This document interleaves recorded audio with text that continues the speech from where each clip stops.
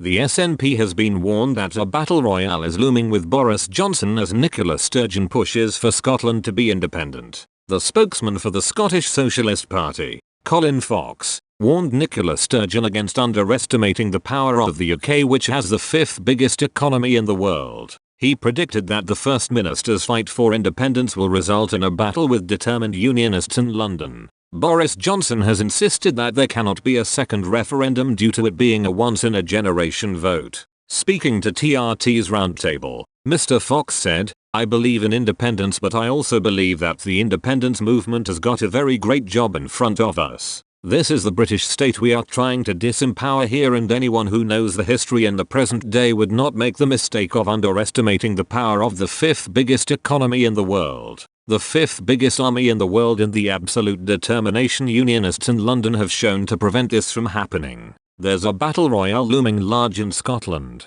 I think it's unavoidable. I don't see circumstances taking place where there won't be a second referendum. When it happens, who knows? Probably not this year." Mr. Johnson has shaken up his team aimed at keeping the union together, replacing a former Scottish MP with a veteran of the Vote Leave Brexit campaign. Number 10 said the Prime Minister believes himself to be the voice of the majority in Scotland who rejected independence, and Downing Street's union unit will support him in his efforts to keep the UK together. But in a sign of his concerns just 3 months before the Holyrood elections, where calls for a second independence referendum will be the dominant issue, former Scottish MP Luke Graham has been replaced at the head of the number 10 union unit by Oliver Lewis. The SNP claimed the move was a vote leave takeover which would drive up support for independence. The Prime Minister's official spokesman confirmed Mr. Graham has left his number 10 position just 2 days after Mr. Johnson's press secretary Allegra Stratton said he was a very valued member of staff.